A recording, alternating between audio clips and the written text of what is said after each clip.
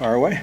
I know you don't want to probably recap a lot of what happened at Penn State, but what went wrong in that game? I think they kicked our ass. Obviously, that's the obvious answer.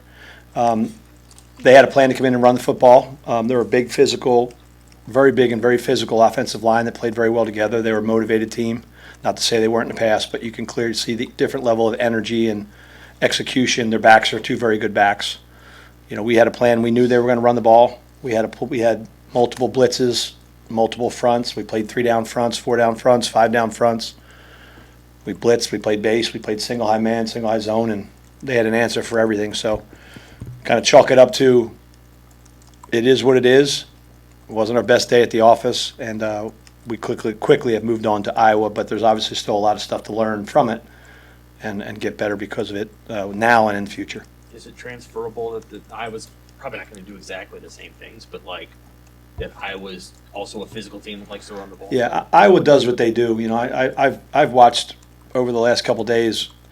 Back when I was at Penn State playing Iowa, I watched when I was at Minnesota playing Iowa. I watched us playing Iowa last year, and the only thing that changes are the names on the back of the jerseys. But in terms of how they play, I legitimately went up and watched the 2010, I believe, Minnesota-Iowa game last night, and it's essentially they're going to line up, they're going to run the run plays that they run out of the formations that they run them out of.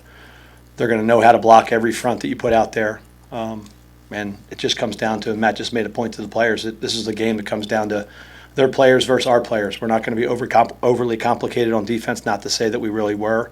We might have been a little bit too complicated last week just to try to stop the run, but we're going to line up and know that the run's coming and get off blocks and try to make tackles. Not try, we are going to do that and put our best foot forward. When a team is hitting those edge runs, what's going wrong? We're losing the edge. That's what happens. I mean, so the big run, I think the third or fourth play of the game where they got over the edge to our boundary, we had a couple guys cut off on the front side, and then the DBs that were supposed to be the edge players, there was a big crease in the middle, so they lagged back, and then Allen's good enough to press the gap and then take the edge. So I know there was some references to some execution errors in the game, and that was one of a couple of them on the same play. Is we're slanting the line actually to where they're running the football.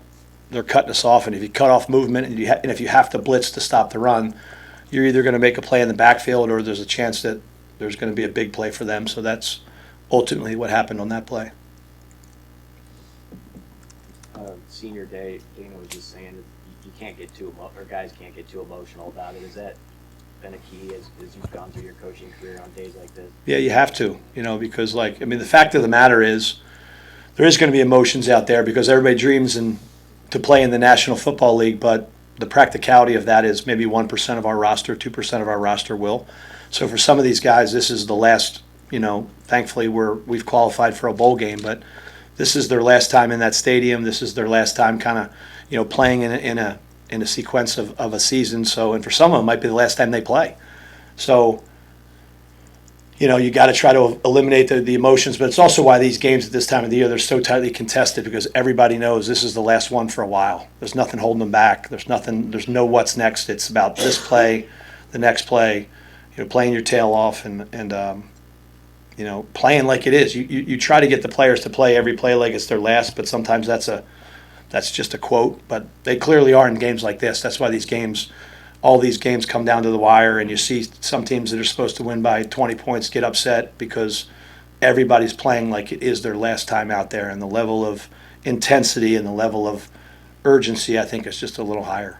They rotate a lot of guys in and out at running back. I mean, how do you kind of stay fresh, and how do you kind of keep up with that throughout the pace of the game?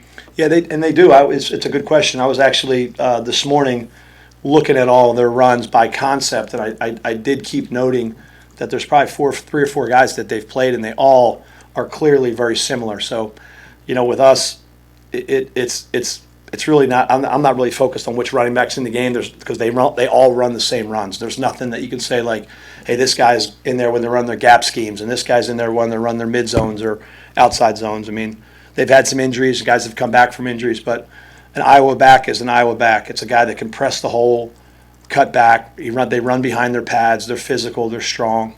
So, I'm not sure when we'll chat with you again. So, big picture question as it relates to the run defense. What do you feel like needs to get better, big picture, like even after Iowa, going forward? I feel like I have some answers to that. I mean, the issues are fundamentals. Keep working on fundamentals. We have a lot of young players that I think are going to get better. I think after the season, we have to improve our roster as well as it relates to, run defenders. The level of physicality, the level of size, the level of the ability to be harder to block, so to speak.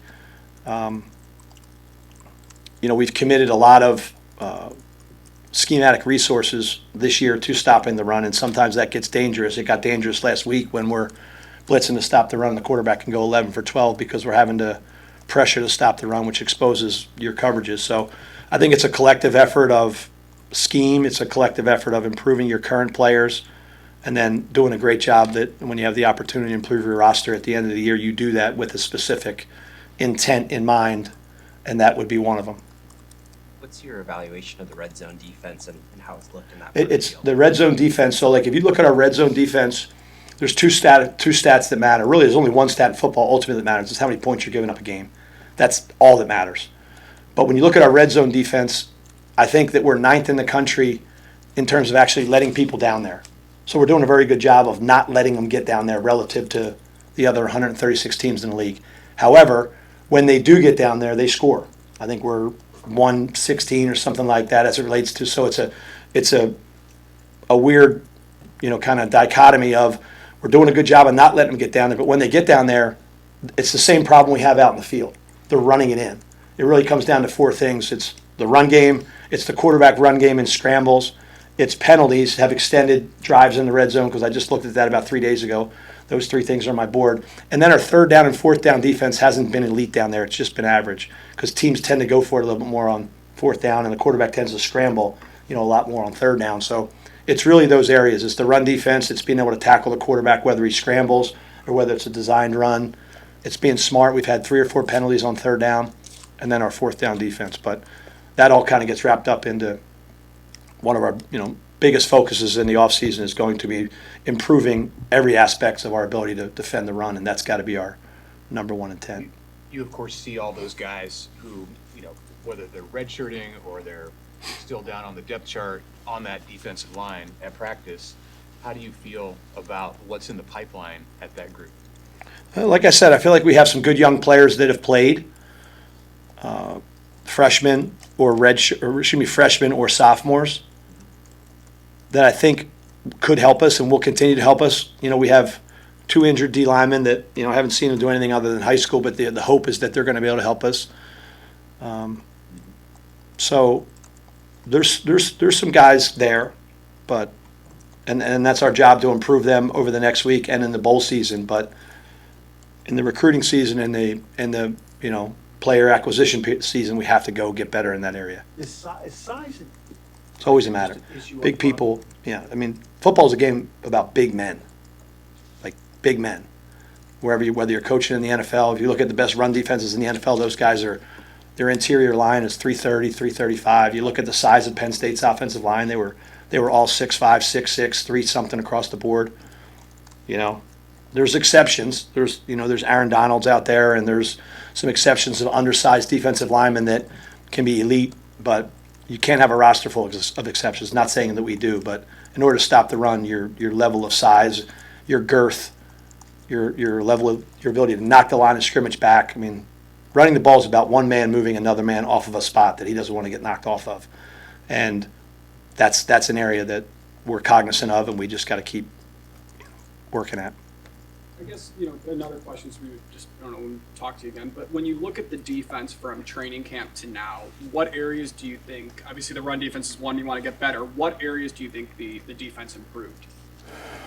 Well, I think that as a whole, we have improved in a lot of areas. The concern in the offseason really goes to the offseason was we weren't great in the secondary. Well, we improved that with player acquisition, and we improved that with coaching, and we improved that with kind of continuity as well. There's continuity that's important in coaching, is that these players come through the system, they keep hearing from the same coaches are coaching it the right way, And I think we saw dramatic improvement in our back seven and how we defended, not only how we defended the pass, but some of our back seven players are good run defenders. They've had to make way too many tackles in the run game. Rex Guthrie, Sierra, Donnie Jones to make a point. Heck, Donnie Jones, we were talking about the other day. He's a corner, and he's probably one of our most physical players, and I don't want to have our corner be one of our most physical players. So I think the collective of the back seven and how we've defended on the perimeter and how we've defended the pass has gotten dramatically better from last year. And then obviously with the we have to you can't rob Peter to pay Paul, so it's not like all of a sudden we can just put everything into stopping the run and be average or below average against the pass. The objective is to be strong in both areas with our personnel, our scheme, and our coaching. So that will be the intent, and I think that's how you improve it, just like the proof is in the pudding, how we went from where we were in the secondary last year to where we are now. Excuse me, and we've got to do the same thing with our run defense. Thank you. Happy Thanksgiving.